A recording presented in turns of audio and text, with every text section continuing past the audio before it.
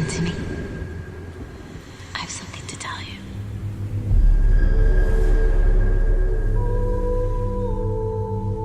Please come at once. Your mother's grave has been vandalized. This is an emergency. I have to get to the cemetery as soon as possible. Please. She didn't want to come back here. She didn't want to be buried here.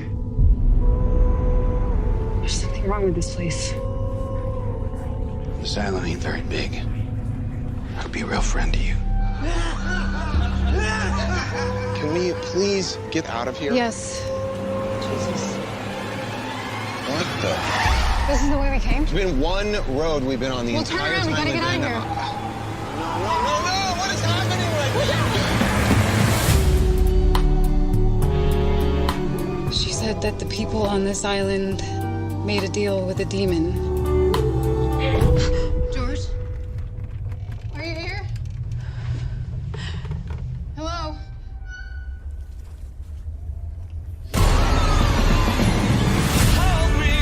What is happening right now? Demons and sea creatures? You never should have come back here. This place is evil. Is anybody there? I need help. Don't be frightened, dear. Can't let you go, miss.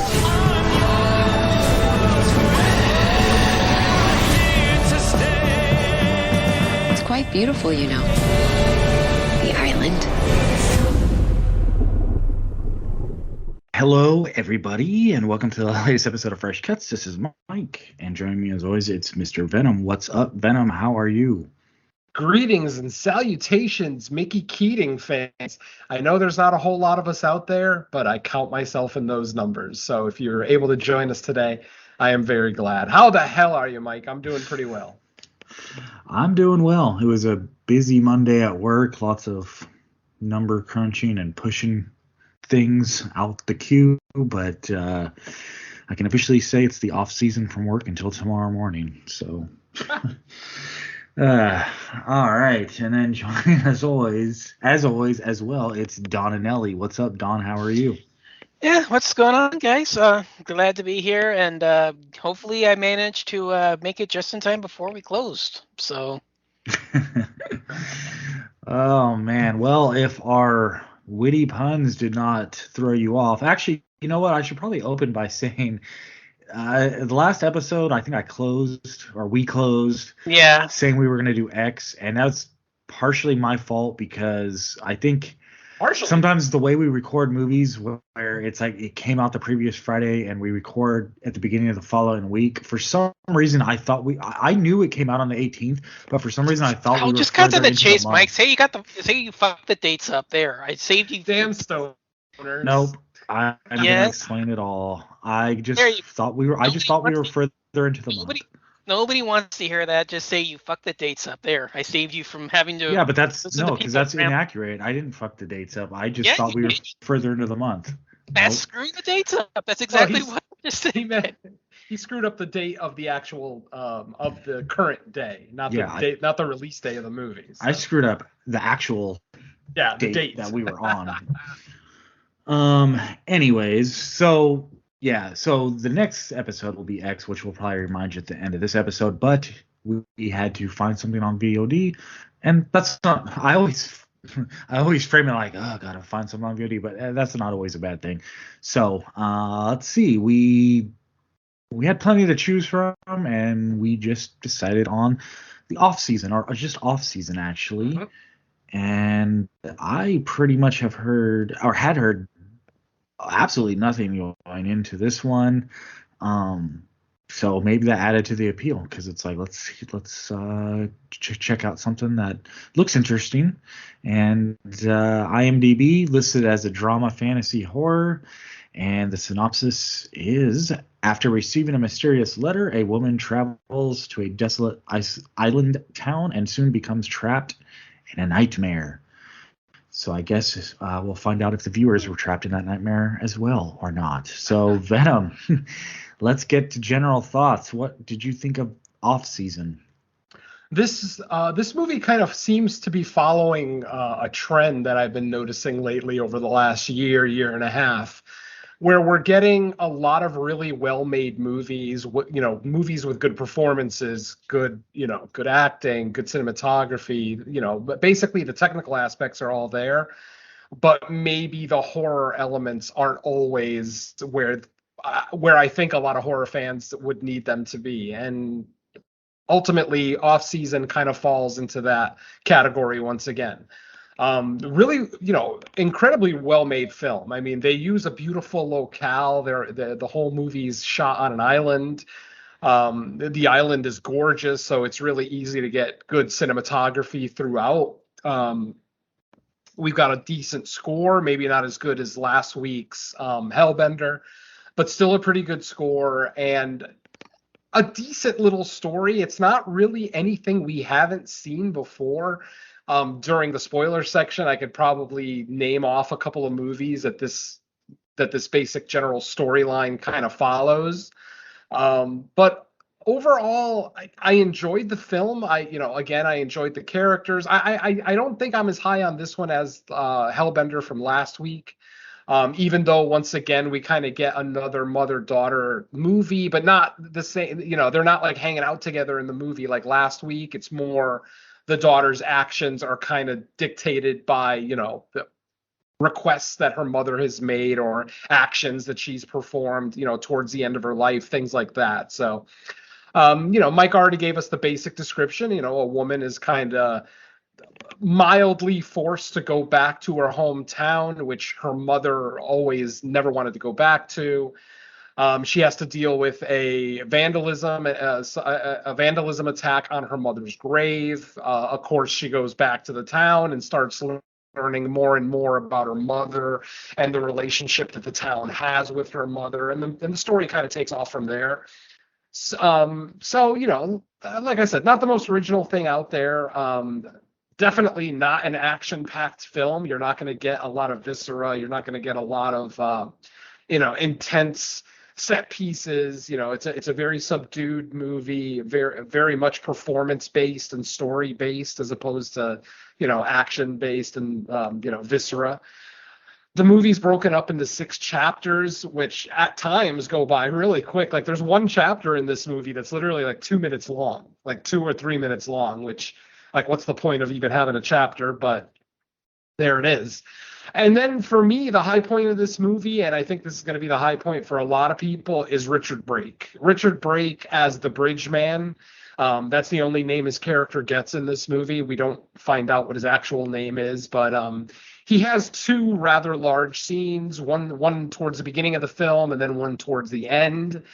But his performance, I mean, it's Richard Brake. And, we talked about Richard Brake not too long ago in Gigi Saul Guerrero's Bingo Hell, where he was kind of the high point of that movie as well. And now here we are again, where Richard Brake puts in a performance that this movie almost doesn't deserve. I mean, he's chewing the scenery. He's being Richard Brake, For anybody who knows him, what to expect from one of his performances, and it's exactly what you're getting here. So ultimately, I'm going to say this is a good movie, not great. It's not going to get necessarily a high recommend from me, though it will get a recommend for fans of psychological thrillers. If you're into the psychological aspects of horror, then I would recommend this one. There's a lot of cool subtext throughout, and even the finale of the movie can be interpreted in multiple different ways, which is kind of cool too. So overall, a really good movie, a movie that I really enjoyed. I don't know that it's something that I'll return to.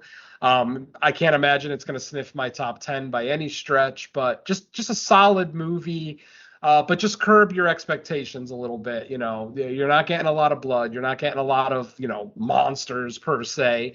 It's very psychological, very mental, cerebral, if you will. So just be prepared for that kind of film going into it. But I think if you enjoy those types of films, which I do, I think you'll have a pretty good time with Offseason. Okay. Dawn, what did you think of Offseason? So I'm thinking I needed to check out a day early. I didn't really care for this one at all. I had very, very, very little interest in this as it went along. A lot of what Venom was saying about it not being much of a horror film is kind of the main reason why. The first 2/3 of this, I was actually contemplating, should we change it? Should we switch it out for another film or whatever? Just because, yeah, there's not a lot that's going on, but what little is going on, like Venom said, is eerily reminiscent of like 3 or 4 other films. And a lot of what was going on, just I really didn't care, just because everything was so vague for no reason. Like there's no threat imposed on anybody, there's no menace or like macabre threat or anything that's happening. It's just weird people not giving answers and this chick running around in a bunch of fog and struded towns. Like that's basically all you get for the first 2/3. The last third, it kind of picks up a little, and I did enjoy that aspect of it. It's the only thing I actually liked. I'm not really a fan of Richard Brake. He's one note kind of an actor for me, so I don't really care about him. He's not a selling point. He's kind of, in that Tony Todd, Kane Hodder kind of a role where he only shows up one day to get his name on the credits, and then that's all you really see of him. So I'm not really, I don't really give a shit about who he is. So yeah, he wasn't really a highlight. He was just more of a, okay, yeah, I know who you are. You're there. But yeah, that didn't really faze me that much. But yeah, the lack of explanations of what's going on kind of hurt me. The lack of action really kind of drew me out of it. And yeah, it looks good, and I don't have any complaints about it technically. But yeah, not a lot of story here. Basically nothing that's worth being this long. This really should have been an anthology entry, because I would have had a lot more fun with this if this was like a 30-40 minute, just get to the point and, get to this town, have a bunch of weird encounters with a bunch of weird locals, and then things go from there. That to me would have been a lot more enjoyable than sitting through this at, I think it's barely 80 minutes. Mm-hmm. Because I think with at the end of the credits, I think it's like an hour and 22, 23. So yeah, at 30, 35, 40 minutes, I would have been a lot more into this one. At an hour and 20, no thanks. I say not worth it. Okay. As far as I go, so I thought this movie was a little bit above average. I kind of dug it, but I also feel like it has some pitfalls that sometimes you get with, more indie productions. I thought like we got to a certain point where the scares just kind of started repeating each other. It kept doing like the same kind of trick over and over. You get that. I thought the story was a little all over the place. Like I wouldn't say it was hard to follow, but it was just kind of like, okay, what exactly are they going for? Then you start getting like the metaphors, and then the end, I feel like they wanted to swing for the fences there, but it kind of came off like, I don't. Maybe you should have like taken that down a notch for the caliber of film we just got. 75 minutes. I thought the performances though were fine. There were some moments that I really dug. It kind of felt like a mix of like a Silent Hill movie without like the iconic features from Silent Hill almost. I actually have that in my notes. It's to me. I don't know if this is a spoiler or not, but it's Silent Hill meets Messiah of Evil. Mm-hmm, yeah, I could see that. Yeah, definitely. Messiah of Evil too. Yeah, Nice. I think that even has like the same general setup about a woman returning to the town and strange neighbors and stuff like that. So yeah, to me this is Messiah of Evil meets Silent Hill. Yep. Very on board with that description. I can see that as well. As far as Richard Brake goes, yeah, I mean I kind of agree with Dawn. Like I don't mind Richard Brake so much, but it's the same Richard Brake you're getting in every movie. Like he's kind of settling into that Bill Moseley role of like, well, we know what you're famous for, so we could use you. There you go. I fully admit that Richard Brake is one note. It's just I love that one note. So I'm a little bit more forgiving of him. I'm the kind of person that I'm entertained by him. I'm entertained by his foul language. He's very solidly a Rob Zombie alum. it's funny that you mentioned Bill Moseley because he's basically turning into Bill Moseley now. So, I understand why people don't like him, and that's fine. Well, no, I tend to agree. Like I don't necessarily mind him in the movie. It's just that like as soon as that familiar voice hits, you're like, okay. And then like a couple lines into his dialogue, you're like, okay, yeah, I know what we're getting here.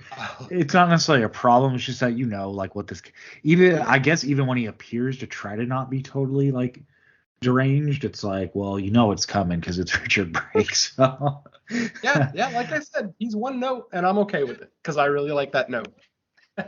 And then I do like the whole creepy town type stuff. I thought the look of the town, like the creepiness factor, was pretty good. I actually did like the score somewhat, and maybe it's just because I had the surround sound kind of loud for this one, but when they did use it to its effect, I did like it. So I guess that counts for something. But yeah, overall, it's an average film. It sounds like I liked it a little more than Dawn, but overall, yeah, I would agree. It's kind of like a middle of the road. Type movie. Yeah, it's definitely nothing about the film is really exceptional. Everything is solid for the most part. The story obviously is going to be its biggest anchor. It's a matter of how you buy into this story. Do you care about this woman? Do you care about what she's going through? I found myself caring, though I will say I found myself caring less and less as the movie went along. And then the ending, I'm kind of the same with Mike. The ending didn't really do a whole lot for me. It's one of those things where I feel like the movie just deserved a better ending because I was on board for the first two acts. And the third act was still good. It's just, I don't know. Once we hit the third act, that's where it starts to really look similar to other films that I can't really name right now because it would give away big parts of the story. But yeah, I definitely see everybody's issue with the movie. But for whatever reason, it resonated with me pretty well. Like I said, I liked it. I didn't love it. Yeah, I can go with that. I liked it, didn't love it. I felt like there was and it's also one of those things where you're watching it and by the end of it, you're like, it feels like there was a better movie to be had there, and it just kind of didn't quite reach it, At times, it's kind of like what I was saying. It's Go ahead. Well, I'm saying it to me. It's more like an anthology entry than a feature-length film. Like what we get here, there's very, very little to sustain 80 minutes. Like that's why it feels so repetitive, is because that's all it has going for it. Like if there was a separate storyline, or if there's actually something happening that would have justified it, I think that would have probably bumped it up a little bit more. I mean, I don't know whether that's just by design, if that was the kind of film we wanted, or if that was just budget limitations, but. Yeah, I just needed something more to go on here. I mean, this mystery about why none of the locals are going to talk to her, that to me doesn't really justify 80 minutes of running time. Mm-hmm. Valid. Yep, I agree. Yeah, there's just not a whole lot to say about this film. It's just a nice little movie, There's, like I said, nothing really exceptional about it. Nothing to really praise, as over the top or anything like that. Everything it does either fairly well or, maybe a little bit of been there, done that. But, it's definitely not a movie that's going to make a gigantic splash in the community by any stretch. I mean, I think that they're definitely going for like a mystery with reveals and stuff, but the problem is it's like they start off with everything being so weird, and like I guess they try to make it creepy from the get-go that it's like there's nothing to reveal. It's like, okay, yeah, something got changed, and there's, I guess, some people are trying to cover it up, or she's trying to remember what's going on, and by the time we get to that, it's just like, yeah, we kind of already saw all this coming. Oh, yeah. Yeah, I mean, a few tropes in here. You got shitty townspeople not being any help to, city folk who come into town. I've talked about that multiple times over the years. I hate how in every goddamn horror movie, when somebody sees something in the road, they drive into a goddamn tree. How fast are you driving down a country road that you can't avoid a tree because something was in the road? If you're doing like 80, okay, that's fine. But these people were doing like 30 on a country road. They see something in the road and then right off into a tree. It's like, oh, okay, I could have predicted that. So, Yeah, I like you mean, gotta jerk the steering wheel like so bad. Like, there's no, and especially when there's like no cars coming in the other direction, it's like you have a lot of road to like maneuver exactly. around, especially if it's something just standing still. Yep, It's exactly. not like it's like a deer cross where you have to kind of like continually swerve to move out of its way. If it's just someone or something standing there, one, you from how far away you're seeing it, just hitting the brakes will probably take care of it. But You then would think, just yeah. slight turn the steering wheel and you'll be fine. For my money, it's like, why am I slamming into a tree? I mean, if they're dumb enough to be in the goddamn road, they're gonna get clipped a little bit. Yeah, I'm gonna do as much as I can to avoid them, but I'm not gonna sacrifice my life and my wife's life to save a stranger who's dumb enough to stand in the middle of the road. So, yeah, I mean, maybe I'm selfish. I don't know. I've been called that before. So yeah, it's just one of those weird things where I'm not gonna sacrifice, my $20,000 plus vehicle plus the lives of anyone in my car to save a dipshit who's standing in the middle of the road. I just don't see the value in that. But again, it's a horror movie. We're going on the journey that Mickey Keating wants us to go down. I did mention him earlier in my greeting, and I haven't even really brought him up. I am a Mickey Keating fan, for those who don't know. I'm a fan of Carnage Park, and I actually love Psychopaths. That was a very divisive film of his. That was his last film, actually, back in 2017. That was also very. I mean, I don't know that this movie is going to be divisive. I can't imagine a lot of people are going to be coming to this movie's defense and calling it one of the best of the year or anything like that. But I remember with Psychopaths, that was a very divisive movie because of its kind of weird presentation and how it kind of felt like an anthology, but really wasn't. It's an odd movie, but at least that one was pretty violent. There was some good kill scenes in there. I think I remember one very, very visceral kill scene in that one in a woman's basement. So yeah, I usually like Mickey Keating. This one is a little subdued. This feels like Mickey Keating trying to make a Hollywood movie because his movies don't usually come off feeling like a Hollywood movie, and this one kind of does. This one, like I said, since they're going more for character development and story than action and blood, it feels like this is, Mr. Keating's attempt at a more highbrow film. And unfortunately, he succeeded in making a slightly more highbrow film, but it doesn't have any of the trappings of Mickey Keating. It doesn't have any of the things that I like about his movies. There's some wacky characters, which is kind of a commonality with some of his movies. So we do get a couple in here, especially in the bar. There's like an old man who dances and for no real reason, blah blah blah. But it's still a little bit of a disappointment, for a Mickey Keating film. Not nearly as crazy, over the top, insane as I would expect, and ends up becoming a little underwhelming because of it. So, who knows? Too bad. I still think highly of Mickey Keating. This movie isn't going to really bring down my opinion of him as a director. But if he has too many of these in a row, then yeah, that could affect his standing with me at least. So I don't know. Hey, you got anything else, guys? I've never even heard of him. What else has he done? You Carnage said Darling. Park, Psychopaths, Pod, Darling. Darling. Yeah, he did Darling, which not a great film. oh, that isn't that the woman prequel? Yeah, exactly. Yeah. Oh, okay. Yeah, I was supposed to have watched that, and I never got around to seeing it. So Yeah, well, you didn't miss too much. It's a decent movie. It's not nearly the movie that The Woman is by any stretch. I love The Woman. I know. I didn't even think. Yeah, I didn't even think much of that one either. So Yeah, that's the thing. That movie is also very divisive. It's not the easiest movie to watch, but I really like that movie. I'm a vindictive asshole, so any kind of revenge story I'm always down for. So yeah. But yeah, like I said, this one, unfortunately, Mickey tried to do something a little bit different and, varying degrees of success. But overall, this doesn't really feel like a Mickey Keating film. So who knows? Maybe he'll bounce back with the next one, or maybe the old Mickey Keating is gone forever. We'll have to see. Oh, and also another fucking trope that I hate. Again, the shitty spouse. This movie has the shitty spouse that I can't fucking stand, where when his wife tells him a story that has supernatural elements to it, instantly he's like, "Are you crazy? What the fuck are you talking about?" Blah, blah, blah. And it's just, God. Is he a spouse? I thought he was the boyfriend. Because it makes it seem like they haven't been to.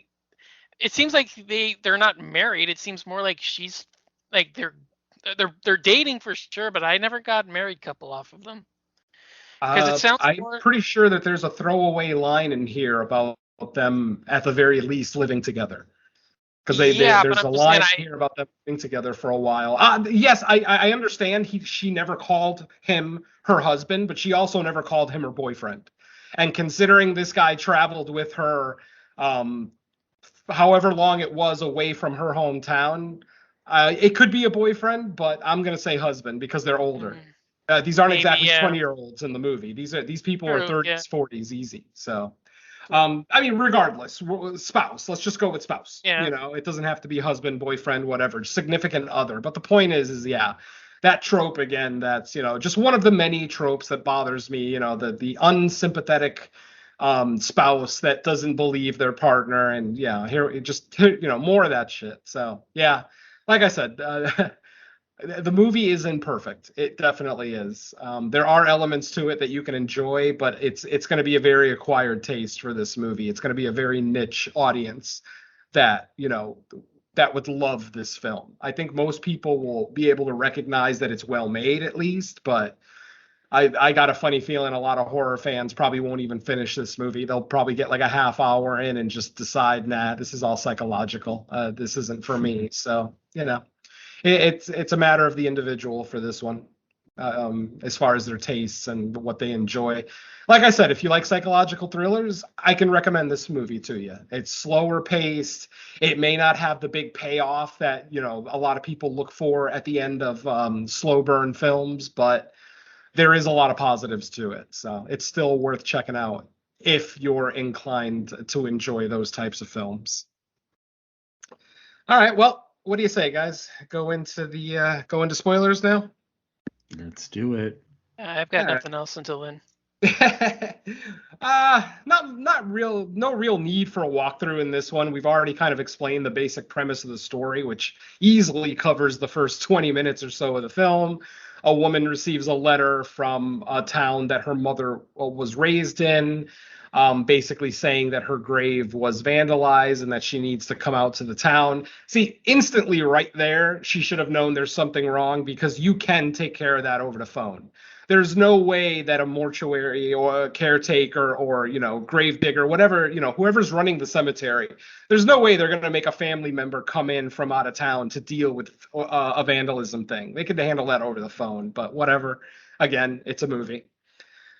She ends up going into this town with her man, George. Let's just say her man. They, like I said, they are older. They're definitely not in their 20s. They're at least in their 30s. George drives a Mercedes, so that's kind of why I went for husband and wife. But obviously, there's no confirmation of that in the film.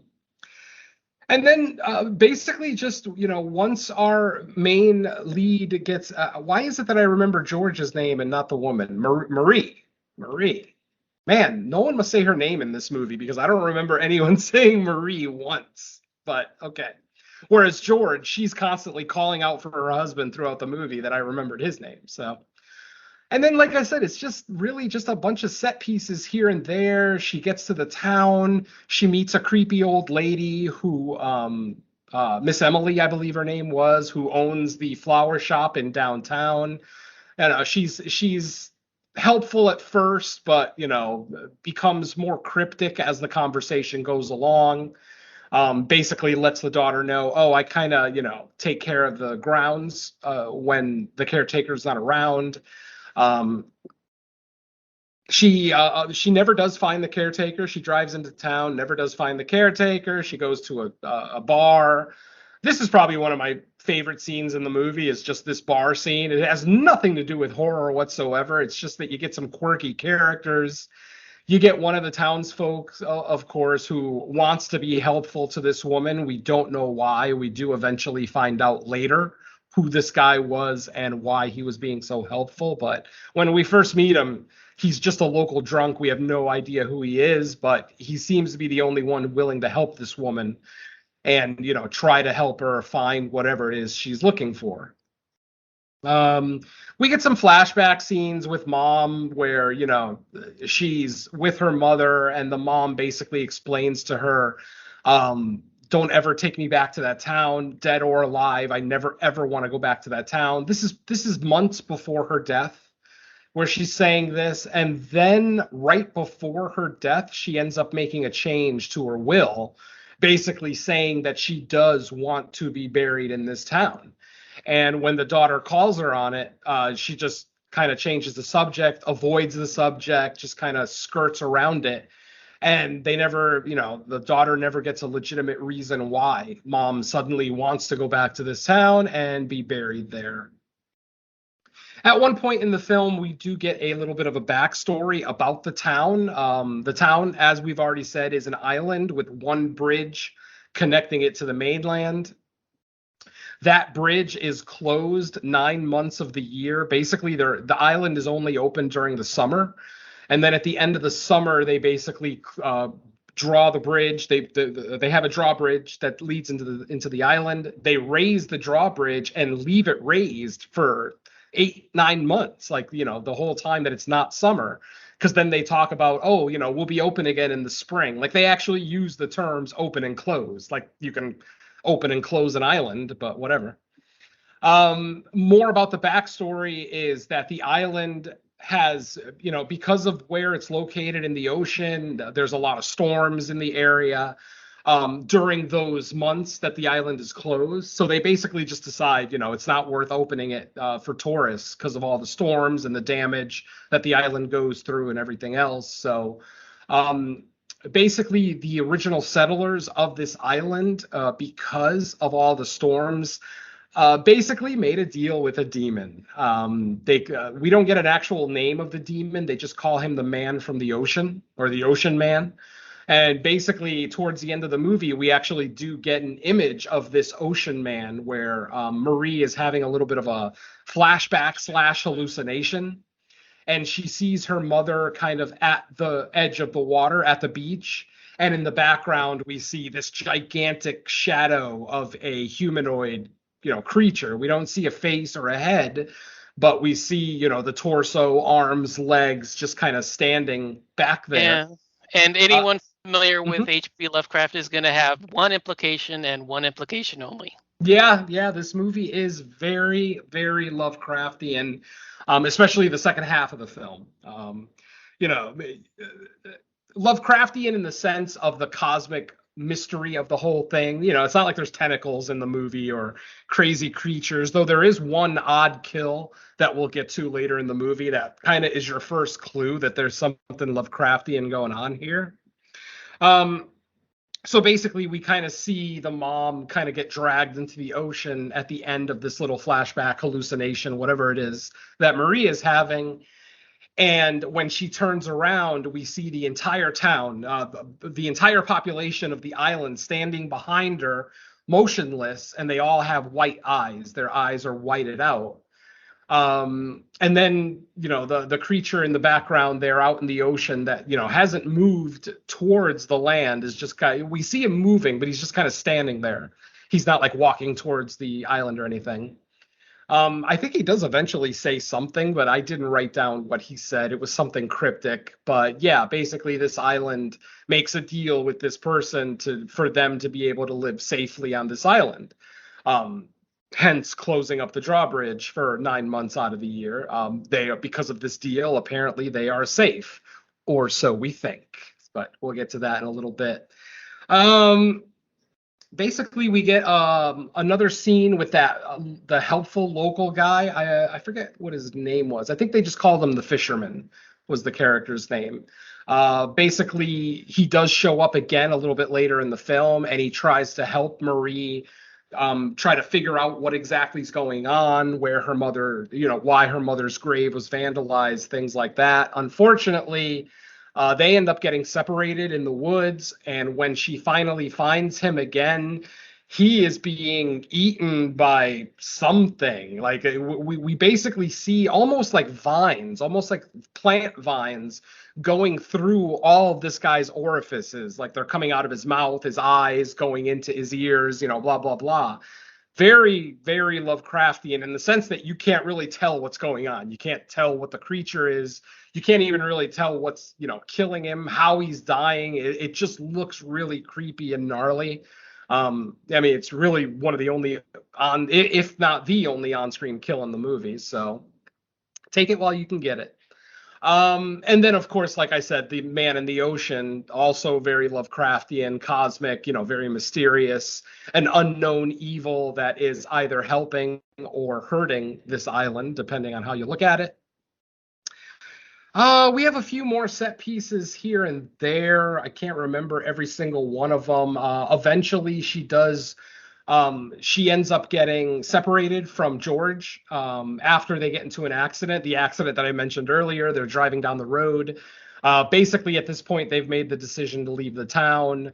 But of course, they end up getting trapped on the road. Like they get to a dead end and then they turn around and the road is another dead end, even though that's where they just came from kind of the downtown area of this island. So obviously something very creepy going on. Then we get the accident, somebody's in the road. They swerve to avoid the person. They hit a tree. At this point, Marie wakes up from the accident and George is gone. He's nowhere to be found. And she just basically starts the next probably good 20 to 30 minutes of the movie by herself, where she's just traversing the town, still trying to find the caretaker, trying to find some answers about what exactly is going on. This is when the situation with the fisherman occurs, where she ends up witnessing the fisherman's death. At one point, she goes back to the bar that we talked about earlier with all the quirky characters, but everyone inside the bar is paused, literally paused, like everybody's frozen. It literally looks like someone hit pause on the movie, but she's walking by the front of the place and no one is moving. Everybody's just kind of standing there. So, this is what I mean about all the psychological elements, just a lot of stuff like that. Like I said, she witnesses the fisherman die, and then after getting away from that situation, she's finally reunited with George back at the drawbridge. We see that the drawbridge has already been raised, which for all intents and purposes means that they are trapped there. But George obviously is not George. He's speaking in a way that he hasn't been speaking throughout the film, very cryptic, very almost violent at times. And then eventually his voice starts doubling, very demonic, the classic demonic sounding voice. At this point, Marie has already armed herself. She found a gun. She loaded it and grabbed bullets, much to her credit. I'll give her credit for that. And then when George makes an advance towards her, like starts walking towards her like he's going to attack her, she ends up shooting him just once. One quick bullet in the head. George goes down. He is now dead. I don't believe we may see him again later in the film, but I can't really guarantee it. And then she goes into the drawbridge, like the control room of the drawbridge. She actually finds a fucking training video. I like this, though. As silly as it sounds, I kind of enjoy it because it wouldn't make sense that a woman knows how to use a drawbridge, for just out of the blue. So the fact that she looks around, finds an old black and white training video, and actually fast forwards to the part of the video that she needs, and actually watches the bridge operator in the video, and she follows him exactly, does, pushes the exact same buttons, hits the same switches, and then she is eventually able to bring down the drawbridge. And she, of course, is happy at this point. At this point, the movie kind of felt like The Shining to me, like just in vibe only. Just her elation to when she finally drops that drawbridge and starts running across the bridge, and the way that the music was playing in the background, it just felt very much like The Shining, like Wendy getting out of the hotel and seeing Scatman Crothers' Snowcat there waiting for her. that same kind of excitement, that very quiet, subdued excitement that, yes, I'm going to get out of here. I'm going to survive. That's a good comparison. Yeah, it was weird. I even wrote it in my notes, the way that the scene was set, even the shot itself, the shot of the drawbridge lowering after she hits all the buttons and she's just standing there. I'm like, my God, that just feels like something Kubrick would have shot. So, not the whole movie, of course, but at least that one little scene. She ends up running across the bridge, thinking that she has escaped, but of course, she forgot about the bridge man. She forgot about Richard Brake, the guy who's been greeting everyone at the bridge. Like I said, they had a scene earlier in the film when they first arrived, where he kind of explains the whole situation with the drawbridge and how once it goes up, it's up for the season. Like, you can't get back in to the island until spring. They have basically a little bit of an altercation where he's holding a shotgun and he's forcing her to turn back around. He starts talking about how this town is heaven. He even says that this town is heaven and your bitch of a mother left heaven. What the hell kind of person does that? Who leaves paradise? So obviously Richard Brake is completely indoctrinated in what's going on in this town, and he's trying to prevent people from leaving. People who live there, not tourists, obviously. The tourists, they want out of there. But this woman technically is not a tourist. She's actually a relative of a town person. So, it kind of changes things a little bit. Richard Brake is eventually able to convince her to turn around, go back into the town, with a gun on her back, obviously. She ends up going back in the town. And then I don't remember the actual, culmination, the finale scene. What I do know is that she eventually goes back to the cemetery and sees her mother. This is when she has the flashback where she sees her mother standing in front of the man in the ocean.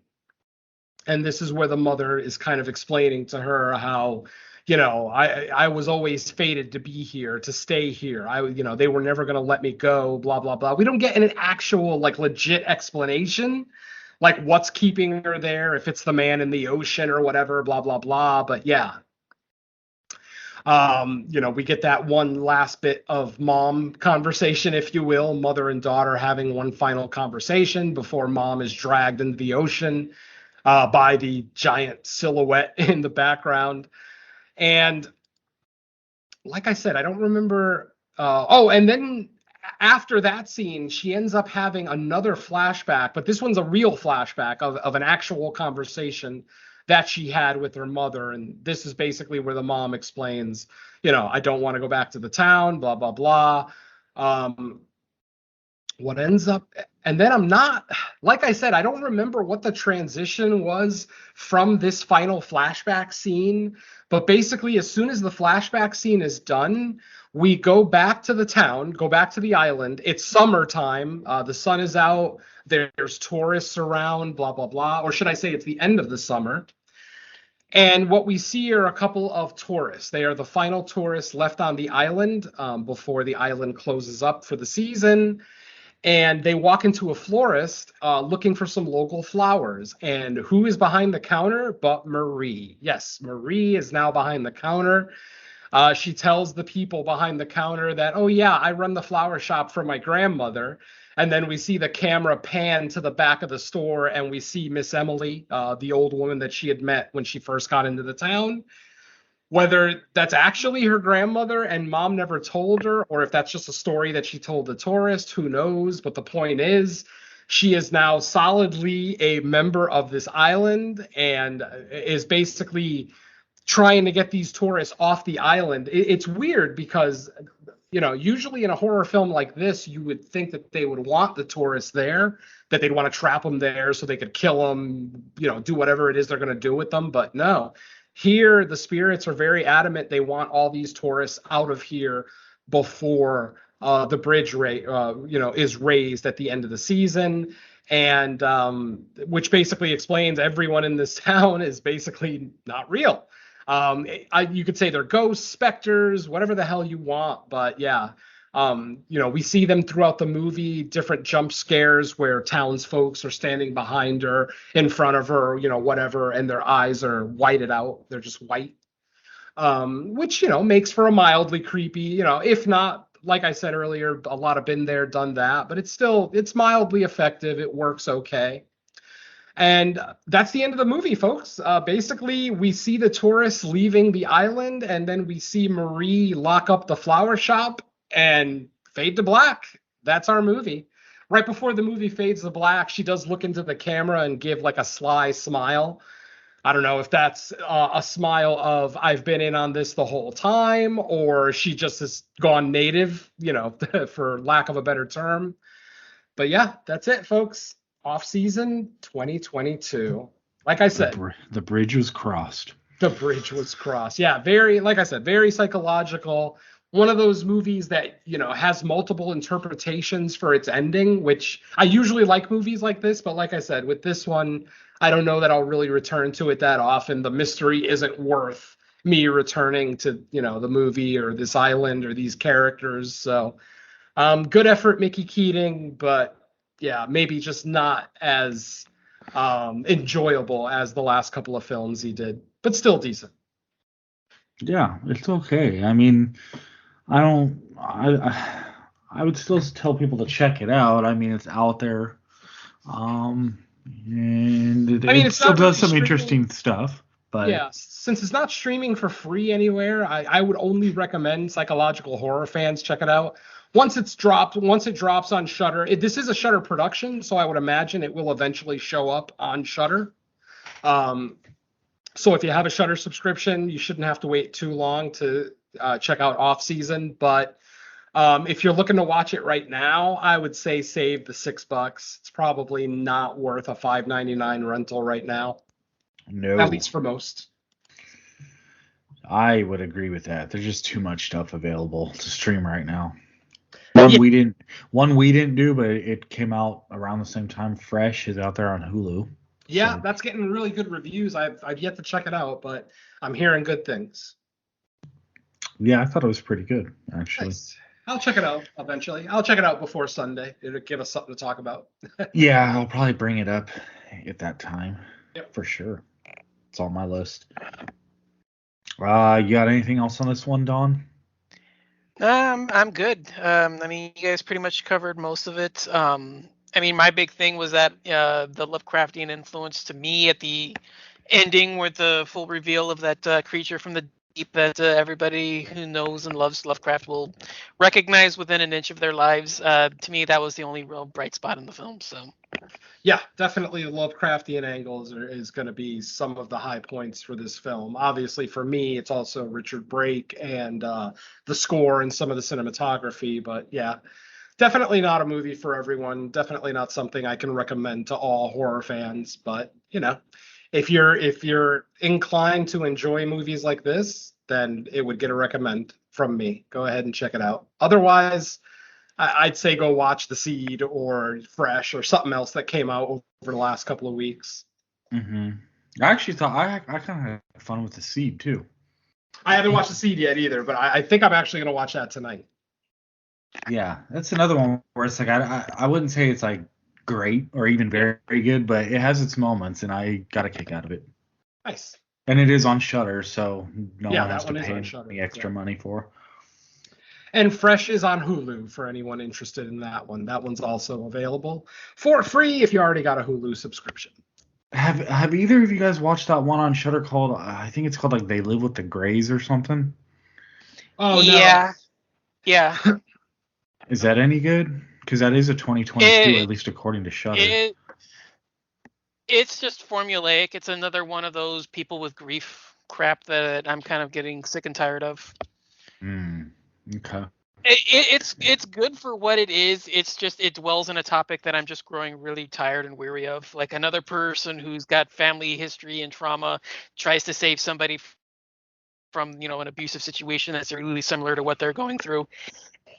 By the sound of it, it's fine. But it's just I've already been through this with Antlers and The Dark and the Wicked and a bunch of others. I think from what I remember, isn't it about like a 2-hour movie? Yeah, I kind of was like really I was really hoping the fast forward button on that one. So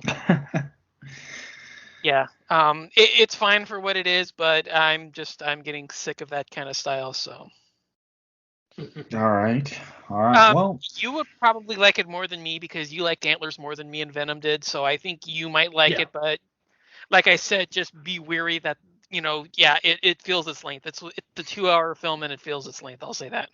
yeah, I remember when it dropped on Shudder. I think it's been at least like a good month now. I remember reading the synopsis and being like, "Oh, this sounds interesting," but just never got to it. And enough stuff is built up where it's just like there's Yeah, always something else that I get to before it.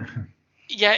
Like I said, I think you'll like it more than me just because you liked Antlers more than me, and it feels very, very similar, only supernatural rather than creature feature. But yeah, it's another in a long line of people with trauma films that I'm just not interested in anymore. So I mean, you'll probably like it more than me, but I can't say anything more than that. So All right. Cool. Well, Nice.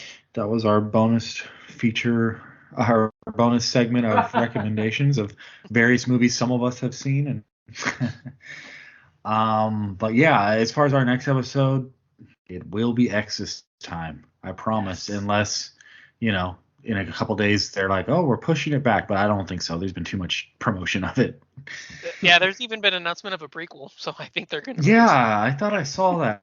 Like, I saw a headline like that said like a prequel has already been filmed, but I'm like, well, what's your intention with the prequel, to like release it at a later date, or is it meant to watch before online, or I don't know. I haven't read the article.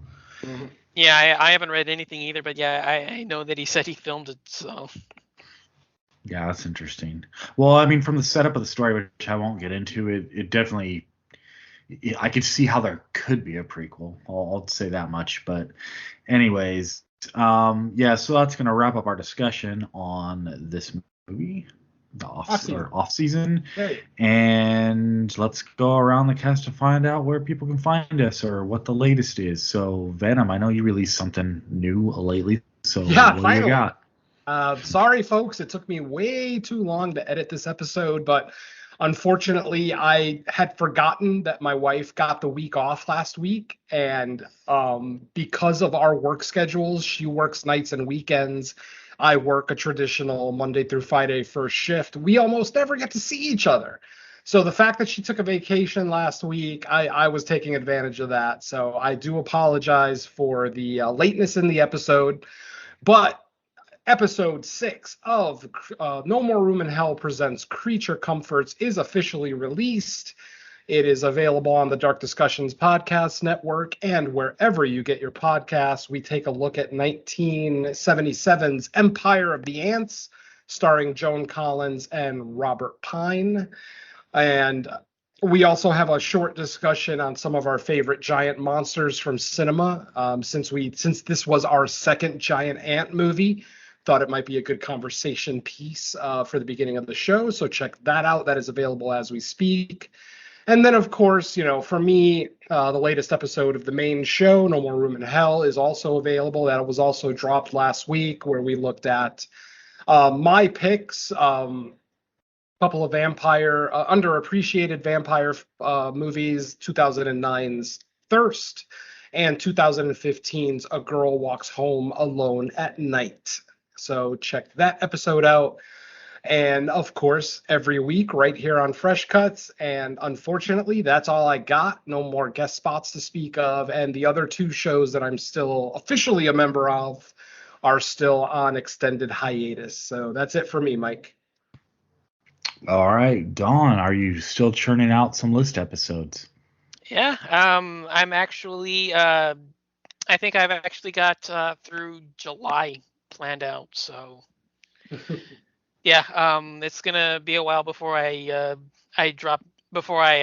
stall out with new episodes. But the most recent one is a look at a haunted houses. That this is of course Horror Countdown, which forgot to mention that.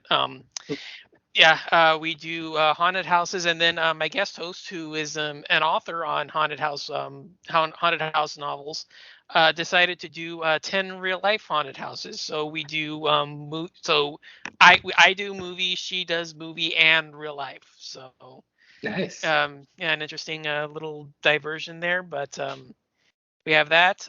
We have the latest guest spot on the Horror Returns, where I did where I was part of a round table looking at the greatest exploitation film of all time, which was a lot of fun. And I think there's one or two others. Oh yeah, I forgot. Creature Comforts #6, of course. That should be available. Everything else is either too far away to mention, or it's already been done and gone. So yeah, those are the main ones for me. Sounds good. As far as I go, yeah, nothing but the main shows. But if all goes as scheduled, the next episode of No More Room in Hell will be recorded before the next episode of Fresh Cuts. So keep an eye or an ear, I guess, out for that. Wishful thinking. Yeah, I mean, 2022's kind of got off to some bad luck with scheduling for that one, but let's cross our fingers that it was a winter thing and now it's spring. It's it's like the consistent season for recording, maybe. I don't know. We'll see. But yeah, other than that, I am podcast free. What else? I think that's it. So yeah, we will be back in a week to talk about Ty West's X. So I know people seem to be looking forward to that one. I mean, it's nice to see Ty West back.